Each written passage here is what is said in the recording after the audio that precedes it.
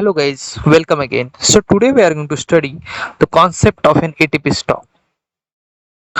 So let's first understand what do you mean by ATP stock. So the ATP stands for available to promise stock.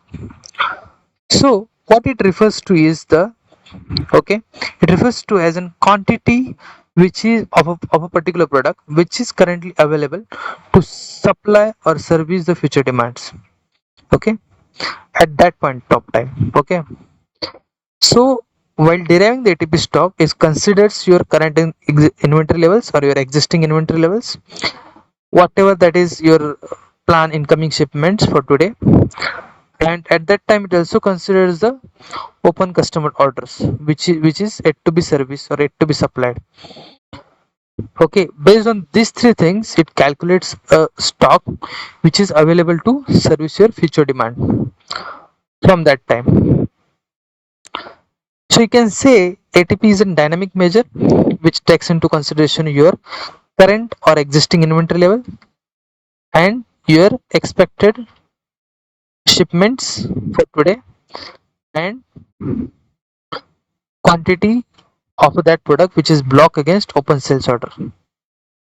Okay, based on these three things, it derives a particular stock which can be used to measure the inventory levels and to plan our supplies in such a way in order to avoid stockouts. So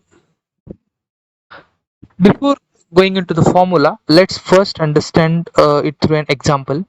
Okay, so then you'll be easily able to understand this formula.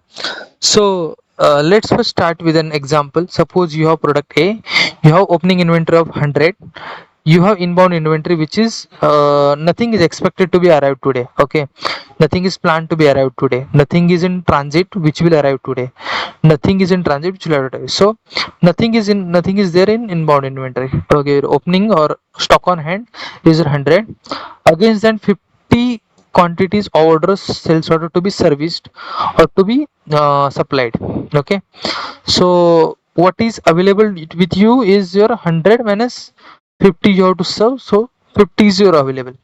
Back order is open sales orders if it is stock out. So it is not stock out. In this case you have opening inventory, so you don't have back order inventory. So in this case 100 minus 50 it will be 50. So 50 is your ATP stock. Okay, second example, the same thing, opening is 100, inbound it is something will be arrived today. Okay, in this case it is 50 will arrive today, and allocated inventory is 60, so 100 plus 50, so today it will have 100 is physically available, 50 it will arrive, so 100 plus 50 it will be 150 will be total available. Against that 60 will be served against some open orders. Okay, so it is 150 minus 60 which is a 90, so 90 cases is your which is your ATP stock which is available to promise or available to promise the future supplies. Okay, then your third case is where the opening inventory is 0 but 50 will arrive today, and from that 30 will be back ordered. Okay, because since it was stock out, so some back orders will be there. Okay, so 50 minus 30 it will be 20, 20 will be ATP stock which is available to promise. So from this you can definitely understand the formula for ATP stock is your opening inventory or stock on hand or your beginning inventory plus inbound inventory which is your stock in transit. Okay, which will arrive today, goods in transit which will arrive today, minus allocated inventory which is open sales order quantity which needs to be supplied or which needs to be served, minus back ordered inventory. Okay, so open sales order which needs to be supplied if it in case it is stock out. Okay, so considering this you will derive something called as a ATP stock which is your quantity which will be available with you in order to service your future demands.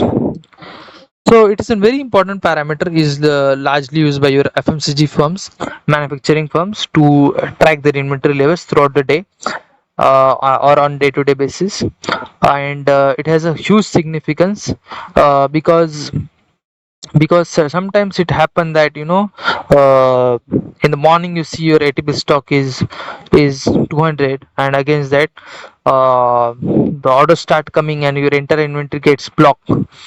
Okay, entire inventory gets blocked. And but still in system you can see the physically stock is that much only, but ATP stock will be very less because orders will be accumulated, and which will be needed to be served basically. So after serving this order, you won't remain with any stock, but physically stock you will see. So you won't be able to, you should not plan basis your physical stock, you should be planning basis your ATP stock. Okay, so in case of supply planning, in case of your distribution planning from your plant, your ATP stock should be considered while planning for that particular depot or particular warehouse, and not your physical stock, because it might be happen that your physical stock will be blocked against your some open sales order. So that's a critical parameter which is incorporated in this term, and that's why it's very important term and used in industry practices.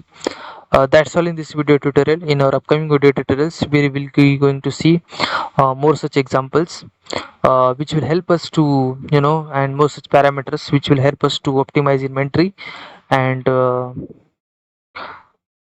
which will basically, at the end, the goal is to improve your service levels and customer satisfaction. So we'll see what we can do best from this video tutorials. Thank you.